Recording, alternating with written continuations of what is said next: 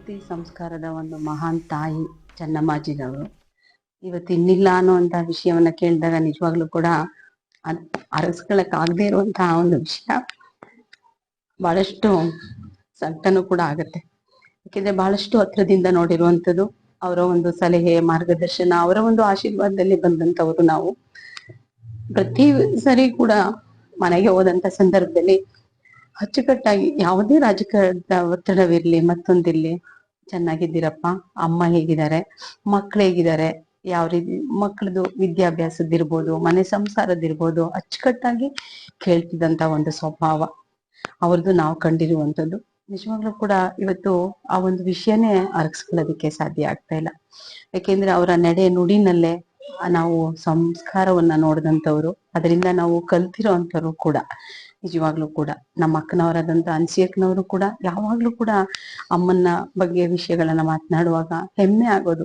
ಆದ್ರೆ ಹತ್ರದಿಂದ ನೋಡುವಾಗ, ನಾವುಗಳು ಹೋದಾಗ ನಮ್ಮನ್ನು ಕೂಡ ಅದೇ ಸ್ಥಾನದಲ್ಲಿ ಅವರು ನೋಡಿ ನಮಗೂ ಕೂಡ ಅಂತ ಒಂದು ಆಶೀರ್ವಾದವನ್ನ ನಾವು ಪಡ್ಕೊಂಡಿರ್ತಕ್ಕಂಥದ್ದು ನಿಜವಾಗ್ಲೂ ಕೂಡ ನಾವು ನಾವು ಸೌಭಾಗ್ಯರು ಅಂತ ನಾನು ಈ ಸಂದರ್ಭದಲ್ಲಿ ಹೇಳಿಕ್ಕೆ ಇಷ್ಟಪಡ್ತೀನಿ. ಯಾಕೆ ಅದು ನಿಜವಾಗ್ಲೂ ಕೂಡ ನಾವು ಕೂಡ ನೆನ್ನೆ ಹೋಗಿ ನೋಡ್ಕೊಂಡ್ ಬಂದಂತದ್ದು. ಬೆಳಗ್ಗೆ ಹೈ ಫ್ಲೋ ಆಕ್ಸಿಜನ್ ನಲ್ಲಿ ಇದ್ದಂಥದ್ದು. ಅವ್ರಿಗೆ ಲಂಗ್ಸ್ದು ಪ್ರಾಬ್ಲಮ್, ಉಸಿರಾಟದ್ದು ಪ್ರಾಬ್ಲಮ್ ಅದೊಂದೇನೆ.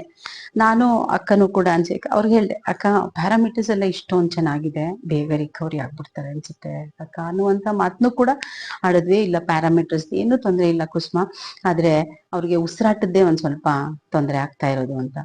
ನಾವು ಅಲ್ಲಿಂದ ಆಚೆ ಹೊರಟು, ರಿಸ್ಟ್ರಿಕ್ಷನ್ ಇರುತ್ತೆ ಹಾಸ್ಪಿಟ್ಲ್ಗಳಲ್ಲಿ, ಸೊ ನಾವು ಕೆಳಗಡೆ ಬಂದು ಇದ್ವಿ. ಅಂತ ಸಂದರ್ಭದಲ್ಲಿ ಪೂಜ್ಯ ಅಪ್ಪಾಜಿಯವರು ಹೋದಂತ ಸಂದರ್ಭದಲ್ಲಿ ಅವ್ರು ಯಾವಾಗ್ಲೂ ಕೂಡ ಹೇಳೋರು ಅಂತ ನಾವು ಕೂಡ ಕೇಳ್ಪಟ್ಟಿದ್ವಿ. ನಾವು ಮುತ್ತೈದೆಯಾಗಿ ಹೋಗೋದು ನಂಗೆ ಬಹಳ ಇಷ್ಟ. ಆ ಒಂದು ಸ್ಥಾನ ದೊರಕಲಿ ಅಂತ ಪ್ರತಿಯೊಂದು ಮಹಿಳೆನೂ ಇಷ್ಟಪಡುವಂಥದ್ದು. ಅದ್ರಲ್ಲೂ ಕೂಡ ಅಮ್ಮ ಅವರು ನಿಜವಾಗ್ಲೂ ಕೂಡ ಅದನ್ನ ಇಷ್ಟಪಟ್ಟಂತವ್ರು. ಆದ್ರೆ ಅಂತ ಸಂದರ್ಭದಲ್ಲಿ ಆ ಒಂದು ಪ್ರಸಾದವನ್ನ ಸ್ವೀಕರಣೆ ಮಾಡ್ಕೊಂಡು ಅವರು ಅದನ್ನ ಆ ನಂತರ ಅದು ಹಿಂಗ ಆಗಿರ್ತಕ್ಕಂಥದ್ದು ನಿಜವಾಗ್ಲೂ ಕೂಡ ಅವರ ಒಂದು ಪೂಜಾ ಫಲ ಅಂತ ನಾನು ಅದಕ್ಕೆ ಕೂಡ ಭಾವಿಸ್ತೇನೆ.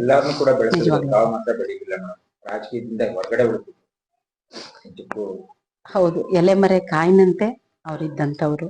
ಎಲ್ಲಾ ರೀತಿನ ಮಾರ್ಗದರ್ಶನ, ಪ್ರತಿಯೊಂದು ಕೂಡ ಹೃದಯ ಪೂರ್ವಕವಾಗಿ ಆಶೀರ್ವಾದವನ್ನ ಮಾಡಿರೋದಕ್ಕೆ ಇವತ್ತು ಆ ಮನೆಯಲ್ಲಿ ನಿಜವಾಗ್ಲೂ ಕೂಡ ಅಷ್ಟು ಎತ್ತರಕ್ಕೆ ಬೆಳೆಯೋದಕ್ಕೆ ಸಾಧ್ಯತೆ ಆಗಿದೆ. ಯಾವುದೇ ಏನು ಆಸೆ ಆಕಾಂಕ್ಷೆಗಳು ಏನೂ ಇಲ್ಲ. ಅವ್ರದ್ದು ಒಂದು ದೇವ್ರ ಮನೆ, ಬಂದವ್ರಿಗೆ ಒಂದು ದಾಸೋಹ, ಆಮೇಲೆ ಹೇಗಿದ್ದೀರಾ, ಚೆನ್ನಾಗಿದ್ದಾರಾ, ಊರ್ ಕಡೆ ಚೆನ್ನಾಗಿದ್ದಾರಾ, ಆ ಒಂದು ನಿಜವಾಗ್ಲೂ ಕೂಡ ಆ ಭಾವನೆಗಳು, ಆ ಚಿಂತನೆಗಳು ಯಾರಿಗೂ ಕೂಡ ನಾವು ನೋಡೂ ಇಲ್ಲ, ನೋಡಕ್ಕೂ ಸಾಧ್ಯ ಇಲ್ಲ ಅಂತ ಅನ್ಸುತ್ತೆ. ತಾಯಿನೇ ಅದು ಎರಡನೇ ಮಾತೇ ಇಲ್ಲ ಬಿಡಿ.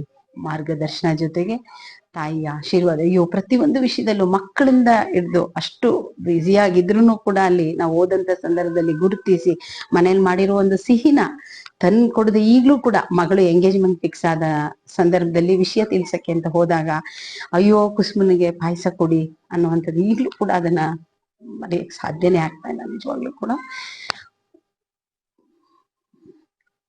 ಅದ್ರಲ್ಲೂ ಕೂಡ ನನ್ನ ಮಗನ ವಿಷಯದಲ್ಲಿ ಜೈದೀಪ್ ಚೆನ್ನಾಗಿದ್ದಾನ, ಯಾವಾಗ್ಲೂ ಕೂಡ ಅವ್ರನ್ನ ಕೇಳೋರು.